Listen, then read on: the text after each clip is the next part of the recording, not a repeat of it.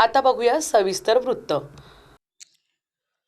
चंद्रपूर महानगरपालिकेच्या स्थायी समिती सभापती पदासाठी नामनिर्देशन पत्र स्वीकृतीच्या कालावधीत एकूण 3 अर्ज दाखल करण्यात आले आहे।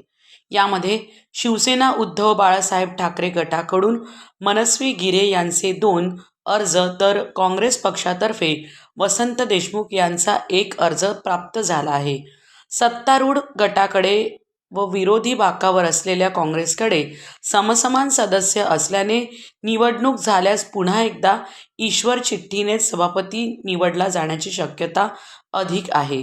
जर सदस्य गैरहजर राहिल्यास एकतर्फी निकाल लागण्याची शक्यता वर्तविली जात आहे।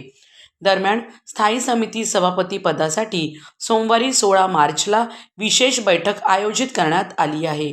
सभेची सुरुवात झाल्यानंतर नामनिर्देशन पत्रांची छाननी करण्यात येईल।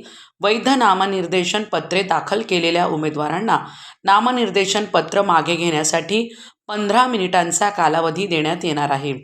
जर एकापेक्षा अधिक उमेदवार निवडणुकीच्या रिंगणात राहिले तर मतदान प्रक्रिया पार पाडण्यात येऊन त्यानंतर निकाल जाहीर करण्यात येईल।